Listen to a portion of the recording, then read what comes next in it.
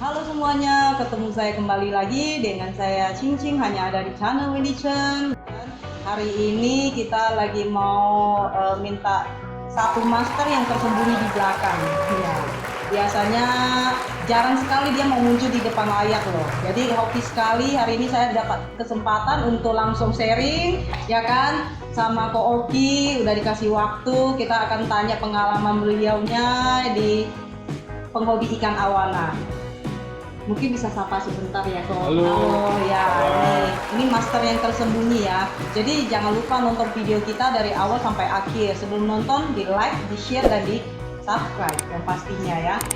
Mungkin bisa ceritain sedikit Ko untuk bisa terjun di dalam awana ini berawal dari gimana Ko? Ya dulu tuh pertama miara arwana tuh punya bokap ya. Papaku dulu piara arwana. Dia sempat juga piara air laut juga, ada hiu dan segala macam. Terus habis itu seiring waktu aku piara juga tuh ikan lain, predator sampai ke mas koki juga piara. Terus ya udah 2015-2016 akhirnya udah balik ke arwana lagi gitu, karena lebih gampang lah piaranya. Lebih gampang ya. Biasanya kan orang malah identiknya kalau pelihara awana ini susah loh. Ya. Menurut Koko gimana? Sebenarnya bukan susah ya, cuman karena arwana supret ini kan sudah identik mahal. Identik mahal, jadi perawatannya harus mahal. Padahal sih enggak. Kalau menurut saya pribadi nggak juga harus mahal gitu, nggak juga harus repot dan nggak juga harus ribet gitu. Cuman memang ini ikannya memang terkenalnya identiknya mahal aja, tapi sebenarnya perawatannya malah lebih gampang. Gampang ya, berarti rawatnya sebenarnya nggak susah ya? Nggak susah, sama sekali nggak susah. Kalau biasanya yang perlu diperhatikan utamanya apa aja tuh? Air pertama. Air. Sumber air, airnya ikannya mesti nyaman, parameter air dan segala macam mesti bikin ikan itu lebih nyaman. Setelah itu baru filtrasinya ya sebisa mungkin cukup untuk bisa merotasi air ya, rotasi air di akuarium. Berarti itu yang paling utama ya, air sama filternya lah ya, diperhatikan dulu ya. Betul. Terus kalau misalnya dari pengalaman Koko tanganin ikan awana yang sakit ini susah nggak sih Kok? Ikan sakitnya nih, nah iya kadang-kadang ada yang susah gampang. Kadang-kadang ada yang udah sakitnya berat, kita telat menanganinnya juga ya lewat juga gitu kan. Tapi kalau kita lebih peka sama ikannya, jadi kita tahu dia sakitnya apa, kita bisa antisipasi, ya aman. Biasanya kalau kita bisa tahu ini ikan sakit atau enggak, pasti lihatnya dari mana dulu Kok? Nah biasanya ikan tuh nggak aktif tuh, ikan udah malas berenang. Ikan mulai malas berenang, udah nggak mau makan, terus ada yang sisiknya mulai ngangkat, atau orang bilang kembang sisik ya, atau sisik nanas, terus macem-macem sih kayak gitu. Itu biasanya tanganin yang penting cepat aja. Kalau cepat biasanya sembuhnya lebih cepat atau gimana kalau kita kalau saya nanganin ikan sakit sebenarnya bukan yang penting cepat, tapi yang penting tuntasnya itu mungkin bisa ceritain sedikit. Nggak apa-apa lama, tapi yang penting tuntas. Misalnya kutu ya, yang paling gampang deh, kutu jarum, kutu jangkar kayak gitu. Orang pasti nyembuhinnya biasanya dicabut nih di ikan, tapi kita nggak tahu, mungkin aja masih ada telur kutu difiltrasi. Nah jadi akhirnya begitu ikannya udah sembuh, nanti berikutnya akan ada lagi karena nggak tuntas. Makanya saya kalau ada ikan sakit pasti saya tuntasin dulu sembuhnya seakar-akarnya. Ke akar-akar berarti sampai filternya juga dibersihin. Iya, jadi obat misalnya pakai obat kutu lah, obat kutunya ya saya masukin ke akuarium, terus filtrasinya biar muter sekalian. Jadi tuntas sampai ke akar telur kutunya mungkin yang masih tersisa di filtrasi gitu kan. Jadi bersih ya. Jadi dia nggak balik lagi. Nggak balik lagi, betul. Iya kan, Kok saya sempat lihat ikannya ini merah-merah sekali gitu loh, ya kan. Cakep banget gitu, merahnya ini sadis sekali. Mungkin bisa sharingkan ya, gimana sih, susah nggak sih bikin ikan semerah, jadi ikan awana kan identiknya orang taunya kalau Super Red itu merah itu pasti mahal, betul ya kok ya? Ya. Nah, Betul. ini saya lihat merah sekali. Bisa sharingkan gimana caranya supaya ikan bisa merah begini? Ya sharing aja ya. Kalau saya sih percayanya gini, ikan itu tergantung dari 3 faktor nih, genetik, pakan, sama lingkungan. Nah, genetik yang namanya Super Red, ya dia harus merah dong, dia pasti bisa merah. Tapi kita juga tidak bisa memaksakan harus merah saat itu juga, atau 2 bulan lagi, 3 bulan lagi, nggak bisa. Nanti ikan itu akan merah, kalau udah waktunya dia akan merah, dia pasti akan merah. Terus kedua, pakan juga mesti mendukung. Pakan di sini kan dietnya kan udang, kadang jangkrik, ya pokoknya kombinasi lah, udang, jangkrik, kadang ulat Jerman, kadang juga kodok gitu kan. Intinya pakan juga mendukung. Yang ketiga lingkungan, faktor lingkungan tuh ini paling banyak nih, bisa dari air juga mesti istilahnya harus benar ya, harus cocok lah, harus sesuai sama ikannya. Lalu dari lampu, biasa orang lampu tanning, itu kan ya termasuk lingkungan, di sinar UV, kena matahari, macam-macam lah. Lampu tanning juga banyak banget kok, ada LED, ada photonik, ada main dan lain-lain segala macam banyak. Jadi tergantung cocok-cocokan aja ikannya lebih cocok ke mana, karena nggak semua ikan cocok dengan satu merek tertentu. Berarti sebenarnya mau proses satu ikan merah ini nggak instan semuanya ya, betul ya. Dan seperti yang kayak tadi Ko Oki ceritain bahwa yang namanya Super Red udah pasti merah, betul. Harus ya, merah. kan harus merah ya, harus ya. Merah. Cuman kalau udah waktunya pasti ikan itu akan merah. Tapi habis itu selain udah ada waktunya, ada dibantu pakai peralatan apa yang dibikinin merah atau gimana tuh? Kalau peralatan paling ya itu lampu tanning aja. Jadi sebenarnya kalau ikan yang bisa merah itu tetap harus di tanning, betul? Ya, sebaiknya sih harus tanning, karena dia membantu, lampu UV kan membantu bukan merubah ya, tapi memicu genetik merahnya itu untuk keluar. Gitu. Tapi ya lingkungan, balik lagi lingkungan itu gimana caranya kita bisa bikin ikan itu nyaman aja. Kalau ikan itu nyaman ya dia akan enak kok, berenangnya enak, keluar warnanya juga enak, mutasinya juga enak, semua akan indah lah pada waktunya.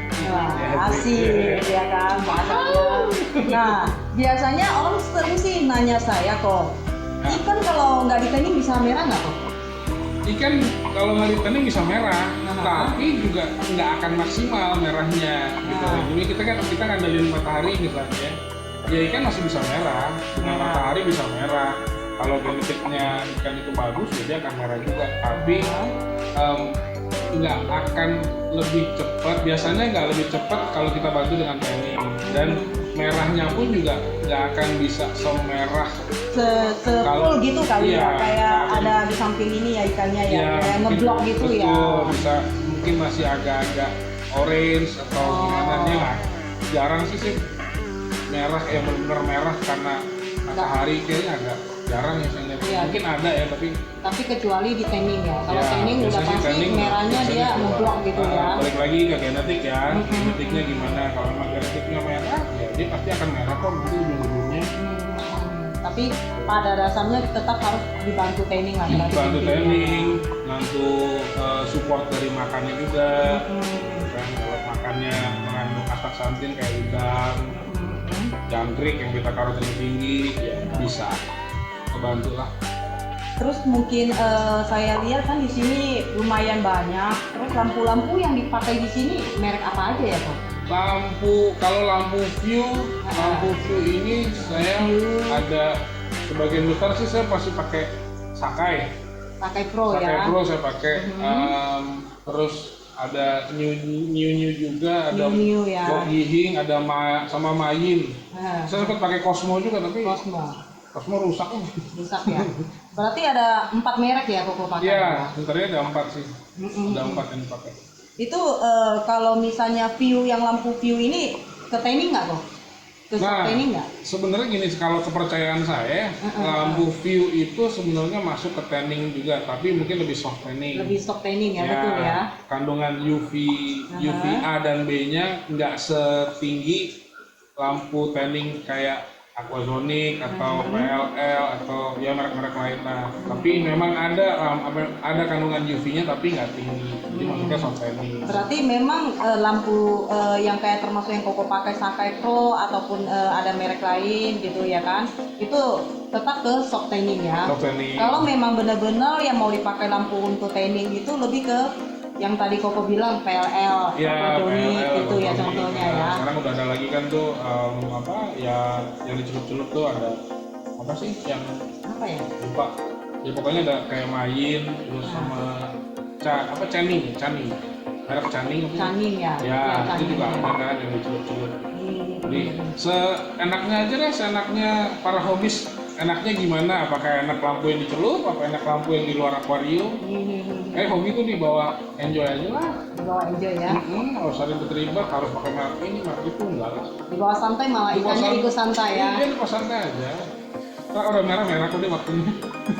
Yang biasanya kalau misalnya penghobi ya, saya jarang lihat sekali ya kok ikannya itu ada satu udah pasti satu jadi dua jadi 10 ya. Oh, itu lagi. Kenapa ya bisa? Mungkin bisa ceritain sedikit. Ya arwana tuh sejenis kayak narkoba lah ya. Udah kena satu, nah udah itu dapat enaknya, nambah lagi, Oh, nambah gitu. lagi. Jadi seru ya sebenarnya ya. Berat, seru banget. Serunya itu mungkin tantangannya atau Benar, gimana? tantangannya itu kalau saya kan hobi, jadi saya suka penasaran, ini ikan dengan model kayak gini, gimana ya merahinnya ya, gimana yang gedeinnya ya, dan itu banyak lah, ya. kayak Itu jadi banyak, kayak tantangan bener, gitu ya. kayak teka-teki yang mesti dipecahin. Ini kalau udah bisa kayaknya puas aja, nanti ada lagi bahan lagi, itu aja. Ya. Dari pengalaman Koko, menurut Koko itu lampu Sakai Pro gimana? Lampu Sakai Pro nih menurut saya pribadi ya, dari segi harga deh, yang paling gampang, dari segi harga masih terjangkau Harganya banget gitu loh, dibandingin dengan yang serupa masih terjangkau. Kalau dari segi kualitas bagus menurut saya, bagus, nggak bukan yang jelek banget, enggak gitu loh, bagus banget malah menurut saya. Ketahanan airnya juga oke gitu. Cuman memang ada 5 warna. Saya nggak pernah pakai 5-5-nya. Saya pakai cuma satu doang, yang putih doang. Yang putih ya. Yang lain-lainnya saya jarang, nggak pernah pakai lah. Gitu. Terus, nah yang saya suka ini adalah si Sakai Pro ini, nggak ngerti kenapa ada beberapa ikan saya tuh lebih nyaman pakai lampu Sakai Pro. Mungkin karena nggak terlalu harsh ya, bukan terang. Kalau masalah terang sama, tapi harsh itu apa ya kalau bahasa? Panasnya? Bukan panas. Harsh itu kalau di apa ya bahasanya ya, pokoknya tajam ya, ya kelihatan terlalu tajam lah gitu. Jadi ikan kayaknya lebih nyaman aja sih, nggak terlalu tajam. Kalau pakai yang Sakai Pro ya. Bener, ikan nyaman, akhirnya dia juga berenangnya enak, ngeluarin warnanya juga enak gitu. Iya. Terus kalau menurut Koko, yang Sakai Pro ini kebantu nggak kalau misalnya ke training yang di ikan yang dari ini? Kalau untuk apple to apple dengan hard tanning mungkin enggak ya. Kalau apple to apple dengan hard tanning, tapi untuk soft tanning masih oke banget menurut saya, karena itu ikan tadi nggak terlalu, karena cahaya juga nggak terlalu harsh, ikan jadi lebih nyaman, makanya juga lebih enak, warna juga pelan-pelan pasti naik kok. Naik ya, biasanya ya. Mungkin nggak ada yang instan lah intinya begitu. Nggak lebay lah, ini nggak lebay, di mata masih enak, di kamera masih enak. Oke lah. Oke ya, dengan harga yang terjangkau, kualitas menurut Ko Oki udah oke sekali. Udah oke lah. Terima kasih Ko Oki untuk waktunya ya kan. Kita udah ngopi bareng, udah sharing ya kan. Terima kasih banyak udah luangkan waktu. Sama-sama ya kan. Terima kasih udah datang ke kandang. Iya. Yang beginilah. Iya, ya kan. Jangan lupa ya Tetap ikutin YouTube kita, hanya ada di channel Wendy Chen. Demikian video dari kita. Semoga apa yang di-sharingkan sama Ko Oki bermanfaat buat semuanya. Seperti biasanya, di like, di share, dan di komen. Oke? Salam satu hobi. Bye.